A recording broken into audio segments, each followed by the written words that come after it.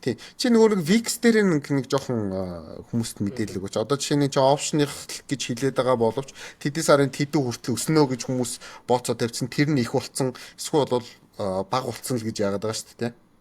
Хойлоо бараг цагийн ярилцсан юм байна. Гэхдээ чи нэг жоохон яг VIX-ийн талаарх нэг жоохон юм харуулад хэлээд өгч. За энэ дээр за скрин шеэрлж аваад харуулъя.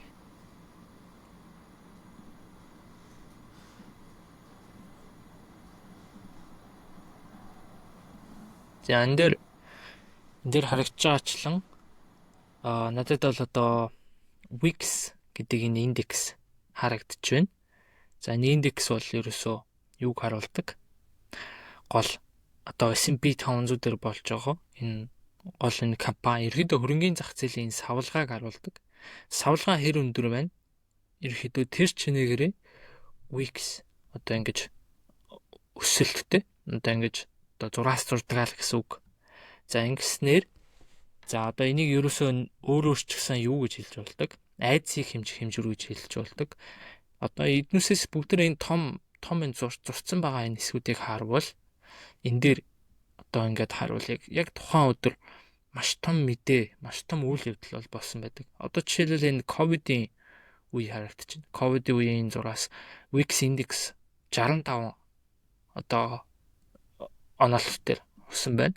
Одоо өнөөдрийн байдал жишээлбэл энгийн үед маркет ямар байхад нэг 15-аас 20 орчим ч юм уу те. Энэ хооронд хэлбэлцчихэд бол 65 хүрсэн. За одоо жишээлбэл 2008 оны нөгөө нэг одоо хөрөнгөний зах зээлийн хямрал эхэлдэг энэ өдөр чинь яг ингэж том зураас татсан. Ер нь энэ барыг хамгийн том юу болж тарах байх шүү. Тэгээ ингэ явж байгаа. Яг энэ мөчүүдийг ингэ хараад явбал яг тухайн үед хөрөнгөний зах зээл маш том хэмжээний айдас давтсан ийм өдрүүд байгаа да. За одоо саяхныг жишээлбэл 4 сарын 2-ны өдөр Трампын тариф тавьдаг өдрүүд байна. Энэ дээр бас зураас татсан. За энэ дээр би юу хэлэх гээд байгаа юм гэхээр энэ индексийг яаж ашиглаж яаж яг өөртөө давуу тал үүсгэх вэ гэхээр за ерөнхийдөө яг сүүлийн үед хүмүүс одоо арилжаа гэдэг хүмүүс маань анхаарч иж магадгүй. Ингээд арга барил нь ажиллахгүй ч байгаа юм шиг нэг юм санагдаал те. Ингээл олон дахин алдагдал хүлээгээд ч байгаа юм шиг. Хичнээн ингээд арга барилаа дүрмээ дагааж урсан ч гэсэн алдаад байгаа юм шиг санагдчихж байна. Гэхдээ энэ нь бас нэг цаанаас том шалтгаантай. Одоо ингээд Трамп гарч ирээд ерөөдөө амар том их хэмжээний одоо ингээд тодорхойгүй байдал зах зээл гараад ирж байгаа тийм үү. Тэгээ тодорхойгүй байдал яадаг вэхээр энэ зах зээл дээр айдс үүсгэхэд бас мөн тун амархан болгодог. Тэгэхэд ингэж VIX индекс өсөөд ингээд таны арилжаанд орж байгаа бүх төр одоо сета хичнээн та одоо ямар нэгэн арга барил за ICT, SMC одоо DOV юу гэдэг хамаг юу ашигладаг байсан ч гэсэн таны stop loss бүх зүйлийг чинь ингээд юм хамаад яваадах өндөр магадaltaй байдаг. За би ихтэй өндөр магадaltaй байдаг гэж хэлж байгаа шүү. Ерөнхийдөө байнга гэж юу яагаад шаардлагагүй. Ерөнхийдөө ихэнх тохиолдолд та ийм тохиолдолд ийм өндөр савлгаа айдастай байх үед арилжаанд оруулах нь хаалгуусаараа дуусна гэдгийг би хэлгээд байна. Тэгээд ийм үед яах вэ гэхлээр VIX-ийн эндээс харж байгаа 30-аас дээш гарсан энэ нэг том зүйтэй хэсгүүд байгаа байхгүй. Яг энэ тухайн үед арилжаагаа зогсоо гэдэг би зөвлөгөө өгмөр. Арилжаа хийх бол. Яагаад гэвэл ийм өндөр VIX гараад ийм зүү гараад ирвэл айдас ингэж яхаараа энэ зах зээл чинь хаа намаагүй гэж савлаад эхэлдэг. Хаа намаагүй өдөрт хитэн 10%, хитэн 5% доошоо унж өссөд таны стоп лосс бол тэнд бол ийм өчүүхэн жижигхэн зүйл байгаа шүү дээ. Тийм учраас энэ ийм үед яах вэ гэхээр арилжаагаа ерөөхдөө зогсоогоод зах зээлийг адьсан байдалтай энэ нэг тариа юу хийж болох вэ гэхээр за энэ харж ивэл та нар яг энэ зүү хийцэн ба хэсүүд байгааз яг энэ хэсэг дээр хөрөнгө оруулалт хийх нь хамгийн чухал, хамгийн ухаантай шийдвэр болно. Хөрөнгө оруулалт. Одоо та нэг зүйл худалдаад авсан байлаа гэж бодоход нэг хувьцаа худалдаад авсан байлаа гэж бодоход яг энэ зүү татаад эхлэвэл энэ дээр өөртөө байгаа жоохон мөнгөөрөө ч юм уу те дахиад нэг хөрөнгө оруулалт хийж бодож исэн мөнгөө яг тухайн үед хийцэн зүг. Хичнээн зах зээл цаашаа унана гэж хэлжээж болох ч гэсэн урт хугацаанд хэдхэн сарын араас эн чинь нөхөд гараад ирдэг шүү гэдэг санаа гадаг. За одоо бүгдээ энэ дээрс баттгаж харж болно. За сүүл 4 сарын 2-ноос эхлүүлээд унсан 7 хоногийн уналтаа байгаа шүү дээ.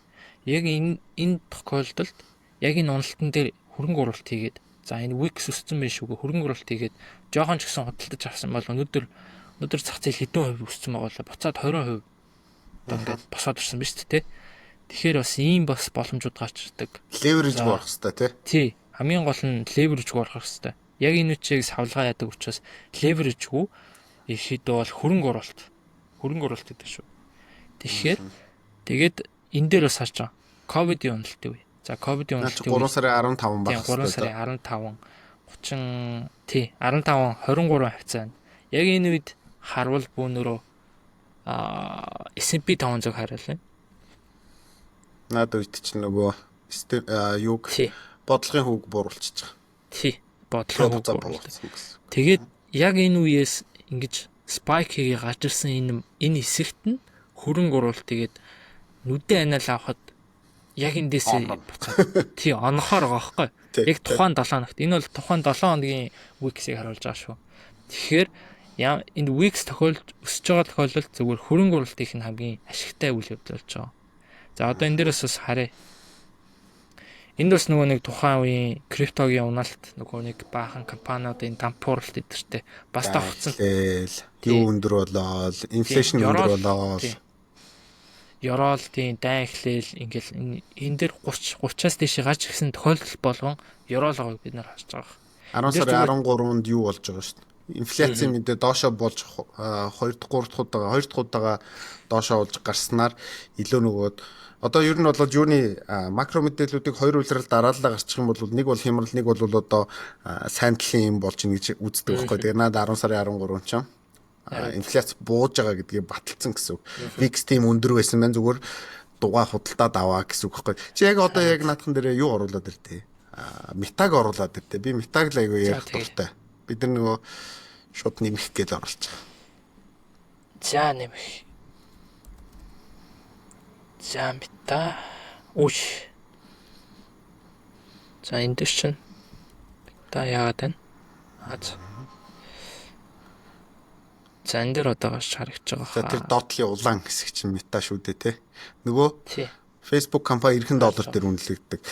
За би тухайн үед яг үнэндээ хилжсэн гэж бодлоо хэлээд яг бай. Гэхдээ ер нь бол хараа суужсэн бол үнэн. Крипто буучин дээр байдаг байсан. Тэгээд энэ үед би Amazon-ыг хэлсэн тохиолдол бол байгаа. Amazon энэ 50%-аас буюу $900 billion үнэлгээтэй байх ийм компани биш юм л авла 2 гарцсан байгаа учраас дахиад дараагийн өсөлтийг хийх юм бол өндөр болно гэд тэгжсэн. Тэгээ олон бол компани тэр яг ингэж ярьж исэн тохиолдол бол надад байхгүй. Гэхдээ Meta бол хамгийн өндөр өсөлтийг үзүүлсэн компани. За Netflix ч гэдэг юм өөр компаниуд яг энэ цэгс чинь бүр зүгээр өсөө явцсан байгаа. Тэгэхээр яг энэс ч хойшоо all time high дээр энтергээд харах юм бол Meta чинь 7-8 дахин өссөн нөхцөл байхгүй да. Тэгэхээр хөрөнгө оруулалтыг ингэж хийгээч те. Хэрвээ ярих юм бол заяа.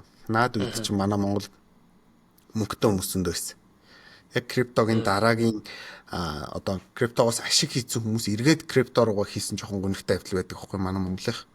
Тэгэхээр тэгэхгүй зүгээр л гадаад хөрөнгөний зах зээл рүү хийгээд тавьсан байсан бол нөгөө ашиг олцсон байсан хүмүүс чинь за яг хай дээрээ гэж бодоод яг 2-3 нугалахад бол нэг сэтгэл зүй бол хүрнэ. 7-8 нугалахад бол сэтгэл зүй бол хүрэхгүй угаасаа тэгж барьдаг хүн гэж байхгүй. Хэцүү. Тэгэхээр хөрөнгөний зах зээл ийм л байдаг гэдгийг хэлэх гээд байгаа юм л та. Харин тэ энэ дээр бас нөгөө нэг гол бас нөгөө нэг алдартай үг өгдөн штэ. Хүмүүс айж яхад хүмүүс одоо итгэлтэй байхад зар гэж байгаа штэ. Хэд итгэлтэй байх. Яг энэ дэшээ гараад эхлүүл хөрөнгө оруулаад байл гэсэн үг юм биш үү? Тий, хөрөнгө оруулаад. Ерөөсөө яг гол санаа. Яг энэ дээр ч гэсэн яг нэг жил 2 жилийн турш ингээд 30 руу нэлээд олон гарч ирсэн тохиолдол байгаа. Яг энэ тохиолдолд ерөөхдөө бол одоо нөгөө DCA хийж болно штэ. Dollar cost average. Нөгөө нэг таслаад яг ингээд тухайн үед нь хийгээд байх зүг. Тэгээд энэ дээрээс ч гэсэн харж иж болно. 2018 оны энэ ёроол бас энэ Wix 30-тай гарч ирсэндээ давхцсан байна. Яг энэ үед нь бас оноо хийсэн бол бас гоё харайсан тий. Би энэ дээр нэг юм зүгээр тип болгоо хэлчихв. Яг хүмүүс нэг тийм амар шууд хилээд идэх нь яг үнэндээ бол онц биш. Гэхдээ метагаар арилгаж байгаа. За тий. За би чиний компьютер дээр л ялгуулчих. Наадхан дээр алт оруулаад ирдэ. За. Өндөр volatilityтэй босны араас алт руу хөрөнгө оруулалт хийх хамгийн зөв сонголт гэдэг. Энэ бүр одоо бараг л одоо хувьших. Чи одоо бүр нэг сүүлийн үеийнхээ ч юм ингээ гаргаж байгаа. Сүүлийн үеийнхаа. Тий. Томруулаад нөгөө реакцийг л харуулах гэдэг юм л да. За. За. Окей. Нэг иймэрхүү харагдчихна. За. За ер нь бол тэр цинкэр хэсэгт байгаа чинь ер нь 30-аас дээшээ гарцсан яваад байна шүү дээ, тий. Одоо чиний тэр урдлын нэг дугуулсан байгаа наа хэсэг чинь бол 30-аас дээшээ гараад алтны лов цагийг ерөнхийдөө харуулж байна. За нэг тиймэрхүү байдлаар санаа тий. Тэнгүүт нөгөө алтаа 3000 руу дээшээ гараад ирсний дараах нөхцөл чинь яг өмнө нөхцөл байхгүй. Наадах чи араас алт дээшээгаа ингэж л байгаа зү тэ. Тэр нэг доошогоо яг наад өсөлтийн үед чинь нэг доошогоо ингэнгүүтээ нөгөө виксэн дээшээ гिचэнгүүд буцаад алт ингээд харах юм бол пипер ярьдаг хүмүүст бол наа чинь баг 3000 пипийн хөдөлгөөн явж байгаа. За нэг иймэрхүү л байгаа шүү. 3000. Ийм байдаг шүү. Ер нь бол наадахыг ингээд уусаа хийдэг хүмүүс ойлгондоо харьцуулаад харах юм бол тодорхой. Тэгэхээр 30 гэдэг бол одоо хай төвшнийг нь хэлдэг. 30-аас өндөр болдог л доо. Тэгтээ 30-аас дээш гарч байгаа тохиолдолд ерөнхийдөө хөрөнгө оруулалтыг хийх нь өөрөө зөв үйл гэж хэлэх гээд байна л да тий. Яг 30-аас дээш гараад 40 мөч.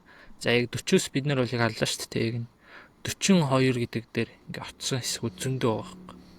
Энэ тохиолдолд яг ингээ хараад яг л тухайн үед яг маркетинг лоу хэсгэл ээж таарад байгаа тий. Тэгэхээр яг энэ дээр бол баттгаж харж болохоор байна. Викс хардгуу сангууд гэж байхгүй, виксийг хэрэгэлдэггүй хөрөнгө оруулалтын тийм багц бүрдүүлж байгаа хүмүүс гэж байхгүй. Дэлхийн дээр угаасаа. Тий. Тэгэхээр өнөөдрийн байдлаар бол өнөөдөр 18 дээр утсан байна. Тэгээд саяхан за энэ угаасаа яг энэ daily chart. Daily дээр жоохон тоон өөрчлөгдөн тий. Тий. Daily дээр угаасаа жижиг дээр яриад байгаа ах тий.